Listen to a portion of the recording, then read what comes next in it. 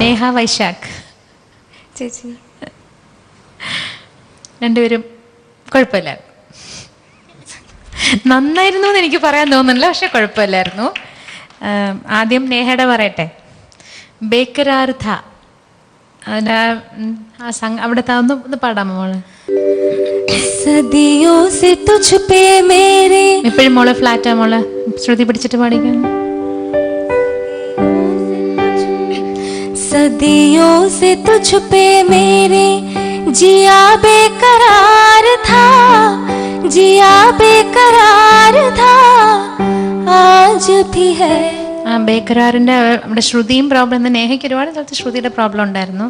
പിന്നെ എനിക്ക് ഒരുപാട് ഇഷ്ടപ്പെട്ട സ്ഥലം ഒരു കൽ വരുന്ന സ്ഥലം നല്ല ക്ലീൻ ആയിട്ട് പാടിയിരുന്നു. ഒരു പറഞ്ഞ സംഗതി പാടിയില്ല, അത് നന്നായിട്ട് വന്നു. രഹേഗാല് ശ്രുതി പോയി. പിന്നെ എനിക്ക് എപ്പോഴും നേഹത്തെ ഞാൻ മുമ്പ് പറഞ്ഞിട്ടുള്ള കാര്യമാണ്, വേർഡ്സ് ക്ലാരിറ്റി കുറവാണ് കേട്ടോ. കുറച്ചുകൂടെ ഒരു ഉച്ചാരണം കുറച്ചുകൂടെ സ്ഫുടത വരണം എന്ന് എനിക്ക് തോന്നുന്നു കേട്ടോ. പലതും നമുക്ക് എന്താണ് പറയണമെന്ന് എഴുതാൻ നോക്കുമ്പം എഴുതാൻ പറ്റുന്നില്ല, അത് മനസ്സിലാകുന്നില്ല. അത് ഹെഡ്ഫോൺ വെച്ചിട്ട് പോലും മനസ്സിലാകുന്നില്ലെങ്കിൽ മോളത് ടി വി കേൾക്കുമ്പോൾ ഇതിനേക്കാളും ഇത്രയും പോലും ക്ലാരിറ്റി ഉണ്ടാവില്ല. അപ്പം അതുകൊണ്ട് വേർഡ്സ് ക്ലാരിറ്റി നോക്കണം. ജലുവ എന്ന് പറഞ്ഞ സ്ഥലത്ത് ഒരു കറക്റ്റ് താളത്തിലായിരുന്നില്ല ഒരു ചെറിയൊരു സംഗതി പാടിയത്. കുറച്ചൊരു എന്താ പറയണ്ട, ഒരു കെയർലെസ് ആയിട്ട് പാടിയ പോലത്തെ ഒരു ഫീലിംഗ് തോന്നിയിരുന്നു. ഇത്രയാണ് നേഹയുടെ തോന്നിയത്. വൈശാഖിൻ്റെ സെക്കൻഡ് ടൈം പെഹല 100 സാൽ പെഹലെ വരുന്നില്ലേ, ഫസ്റ്റ് ടൈം സെക്കൻഡ് ടൈം അത് ഫ്ലാറ്റ് ആയിരുന്നു. എനിക്ക് ഏറ്റവും ഇഷ്ടപ്പെട്ട ഇക്ക് പിച്ചിലി എന്ന് പറഞ്ഞൊരു സ്ഥലം നല്ല ക്യൂട്ടായിരുന്നു ആ സ്ഥലം കേട്ടോ. പിന്നെ ഇടയ്ക്കത്തെ പല്ലവി ഒന്ന് തപ്പിയോ? തപ്പിയതല്ല, പെട്ടെന്ന് വേർഡ്സ് മറന്നുപോയില്ല. എന്തൊക്കെയോ വൈശാഖ് പാടിയത്. എന്താ മലയാളം എന്ന് പറയണോ ഹിന്ദി എന്ന് പറയണോ ഹിലയാളം ആയിരുന്നു. പക്ഷെ ഒരു കാര്യം വൈശാഖ് ചെയ്തിട്ടുണ്ട്. മുझे तुमसे प्यार था എന്ന് പറയുമ്പോൾ എല്ലാ സമയത്തും നേഹയുടെ മുഖത്ത് നോക്കി കേട്ടോ. ആ ഒരു ഇന്ററാക്ഷൻ കൂടുതൽ എനിക്ക് തോന്നുന്നു നേഹേക്കാൾ കൂടുതൽ വൈശാഖാണ് കൂടുതൽ അങ്ങോട്ട് ഒരു എന്താ പറയണ്ട, വൈശാഖ് നല്ലതായിട്ട് പറയണം കേട്ടോ, മോശമായിട്ട് പറയുന്നതല്ല. ഒരു തമാശയായിട്ട് എടുക്കണ്ട, നല്ല കാര്യമായിരുന്നു. നന്നായിട്ട് ചെയ്തു. നിങ്ങൾ രണ്ടുപേരും കൂടെ ഉള്ള നല്ലതായിരുന്നു. 100 साल पहले മോൻ എന്ത് പറഞ്ഞത്? വൈശാഖ് ഒന്ന് പറഞ്ഞേ, പാടിക്കോളൂ, കുഴപ്പമില്ല. 100 साल पहले मुझे तुमसे प्यार था, प्यार था, मुझे तुमसे प्यार था. അർത്ഥം അറിയില്ലെങ്കിൽ നിനക്ക് അത് അർത്ഥം അറിയാം, ശരിക്ക് അറിയില്ലെങ്കിൽ മുझे तुमसे प्यार था, प्यार था, प्यार था. ഒന്ന് അങ്ങോട്ട് നോക്കിയിട്ട് പറഞ്ഞേ, പാടിയേ. 100 साल पहले मुझे तुमसे प्यार था. വൈശാഖ് പാടുമ്പോ ഥാ എന്നുള്ള ഥായുടെ സ്ട്രെസ് കേൾക്കുന്നില്ല. വൈശാഖ് വിചാരിച്ചത് മുझे तुमसे प्यार था, അതാണ് ഒരു ആക്ഷൻ ഇങ്ങോട്ട് വന്നു. മോനെ ഈ ഥാ എന്നുള്ളത് അതെല്ലാം സ്ട്രെസ് ചെയ്ത് പാടണം. അറിയാമല്ലോ നിനക്കത്, അറിയാം. അപ്പോഴേ പിന്നെ ഇങ്ങനെ കുറേ പോർഷൻ ഞാനൊന്നും എഴുതിയിട്ടില്ല, എനിക്ക് എഴുതാൻ തോന്നിയിട്ടില്ല, ഒന്നും എഴുതിയില്ല ഞാൻ. പിന്നെ ഇതിൽ ചരണം പാടിയ ലാസ്റ്റ് ചാൻസ്. तुम रूठा ना करो, तुम रूठना, तुम रूठा ना करो, मेरी जान में कल, मेरी जान में कल जाती है, जान निकल जाती है, जान में कलല്ല, जान निकल जाती है. ഈ അർത്ഥങ്ങൾ മോനെ ഒന്നുകൂടെ നോക്കണം ഹിന്ദി പാടുമ്പോൾ.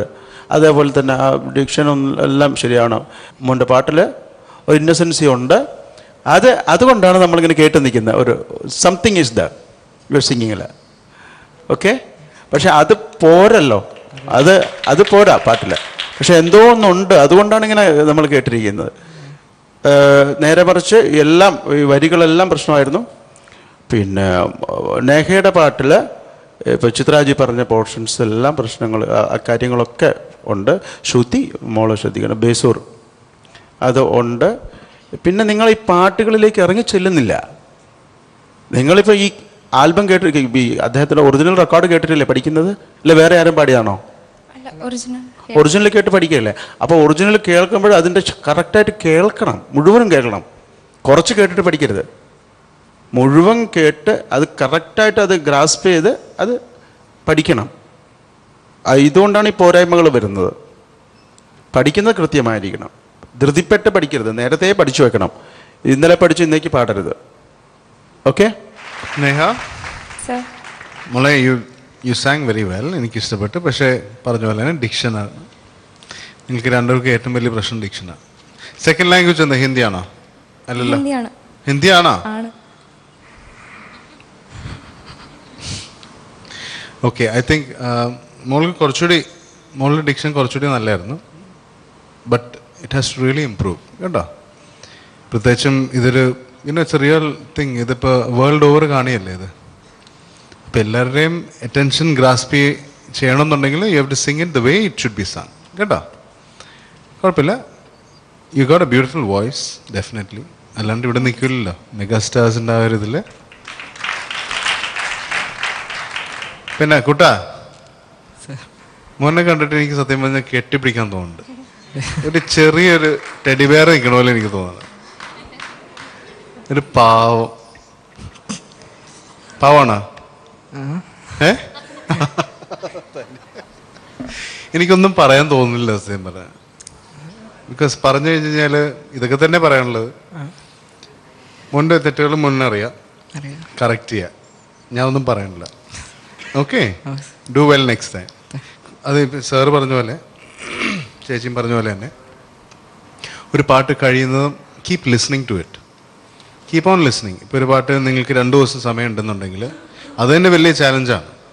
To learn a song within 2 or 3 days അത് തന്നെ വലിയ കാര്യമാണ്, മനസ്സിലായില്ലേ? അപ്പോൾ അതിൻ്റെ മാക്സിമം ചെയ്യുക, മാക്സിമം യൂട്ടിലൈസ് ചെയ്യുക. Keep listening to it. 10-20 പ്രാവശ്യം അല്ല, 100 പ്രാവശ്യം കേൾക്കുക. ചിലപ്പോൾ 101ാമത്തെ പ്രാവശ്യമായിരിക്കും നിങ്ങൾ കറക്റ്റ് ചെയ്യുന്നത്.